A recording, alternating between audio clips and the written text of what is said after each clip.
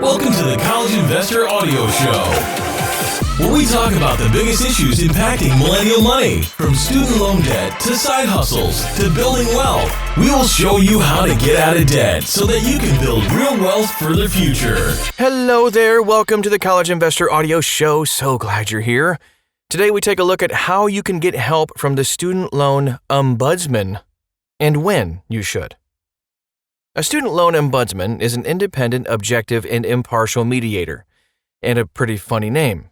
Their job is to help student loan borrowers and lenders or loan servicers resolve disputes.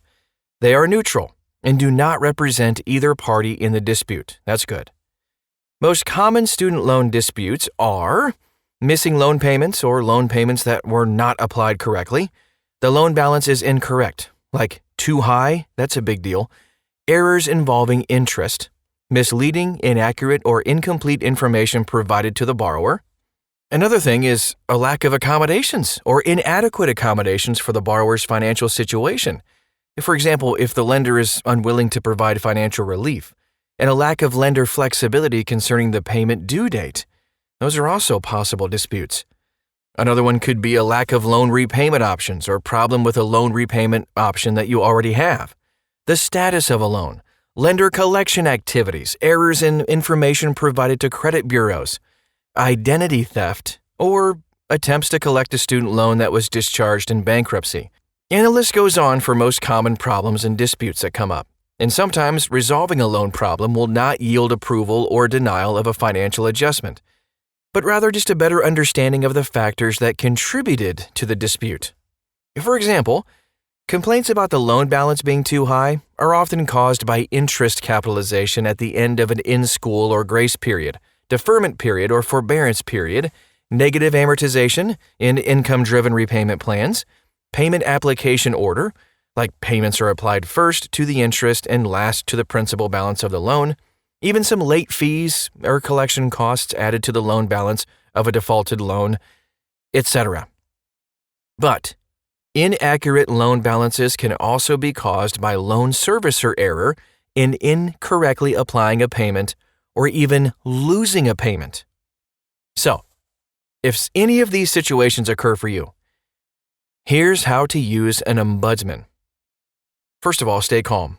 Dealing with loan problems can get emotional, we know, but try to avoid having it affect your interaction with the lender or loan servicer. Venting might help you feel a little bit better in the moment, but it doesn't solve your problem, so don't make threats. Just start by clarifying the nature of the dispute. What exactly is the problem?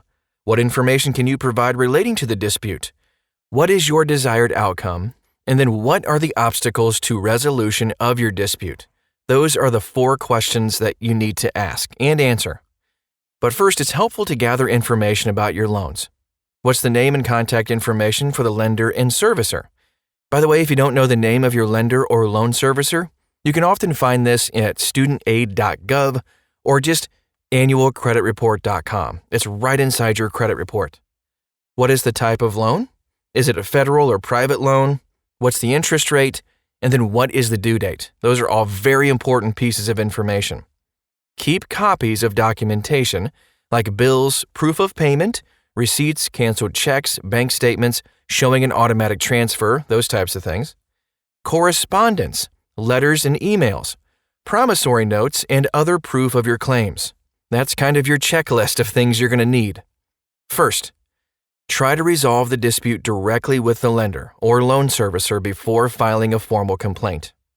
If the problem involves death, disability, severe illness, or similar financial challenges, try just calling the lender's main telephone number and ask for their compassionate review process.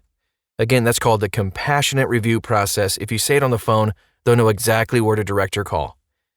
Keep notes of your conversations with the lender or loan servicer. Write down who you spoke with, the dates, times that you spoke to them, what was said, and what you were told. Any details concerning the nature of the problem will be helpful. Keep a pen and paper. I know that's kind of old-fashioned, but very handy in these situations. And just write down the name of the person and all that information. You should be fine. If an agreement was reached, follow up in writing to confirm the agreement. Send letters with delivery confirmation or by certified mail. return receipt requested so that you have proof of receipt. Ask for a response within a reasonable amount of time, like within a few weeks. Most borrowers receive responses to their complaints within 2 weeks. Now let's move on and talk about when you should think about contacting the Student Loan Ombudsman. If you don't get a response from the lender or loan servicer, or you aren't satisfied with the response, contact the Student Loan Ombudsman. There are several different types of Student Loan Ombudsman. Start with the lender's own ombudsman. If you have any questions, inside the article that goes along with this podcast, you can find a list and links to all of the major lenders and loan servicers ombudsman. You can just contact them directly. If you're working with the lender's ombudsman and it fails to yield a resolution, then you can turn to the federal or state ombudsman. The state ombudsman is usually an office within the state attorney general or state higher education agency. The U.S. Department of Education operates a feedback center, and the number is inside the article you can find at thecollegeinvestor.com, where you can submit complaints concerning federal student loans and other federal student aid, in addition to using the ombudsman. It's best to maybe wait a few weeks after submitting a complaint to contact the federal ombudsman. The lender may respond to the complaint, eliminating the need to contact an ombudsman. There are 2 federal ombudsmen, one for federal student loans and one for private student loans. The Federal Student Aid Ombudsman, also known as the FSA Ombudsman, that's not even easier to say for some reason, deals with direct loans, federal family education loans, FFEL, federal Perkins loans, and other federal student aid. We have all the contact info at thecollegeinvestor.com. The FSA Ombudsman will research the problem and work with you and the lender, loan servicer, or collection agency to resolve the dispute.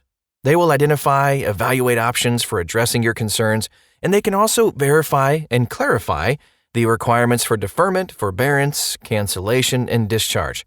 They can explain how interest, late fees, and collection charges work, and they can review your loan payment options. The FSA Ombudsman does not have the authority, though, to overturn decisions of other entities, but they have a strong track record of success in resolving disputes. If necessary, they will refer you to the appropriate office or organization and then provide them with clear information about the nature of the dispute. The private student loan ombudsman is provided by the Consumer Financial Protection Bureau, CFPB, and you can submit a complaint online. We have a link at thecollegeinvestor.com. We also have a fax number, too. Who uses fax? You can find it there. It can be helpful to look at the CFPB's consumer complaint database as well to see how similar problems have been resolved. And there are lots of other options too, like the Federal Trade Commission. They have oversight over the Fair Debt Collection Practices Act, the FDCPA. I love all the acronyms, so much fun. The U.S. Department of Veterans Affairs too can help out. The Better Business Bureau can be a good resource as well, and then airing your grievance through social media like Twitter and Facebook can sometimes put public pressure on the company to resolve your dispute. Just be very cautious if you're going that route. Your member of Congress may be able to help. Senators, representatives have aides whose job it is to help constituents resolve problems with the federal government. Although first and foremost, the Default Resolution Group is the first place to contact if you experience problems with a collection agency. It's run by a federal contractor, Maximus Federal Services, Inc. Otherwise, contact the specific servicer for your federal student loans. We have numbers, links, and resources and everything else you need to know at thecollegeinvestor.com. Type in the name of this podcast right into the search bar. You'll find it. We have everything you need to know about this if you ever run into a dispute and you have to get it resolved. Hey, that's our show for today. I hope it was helpful.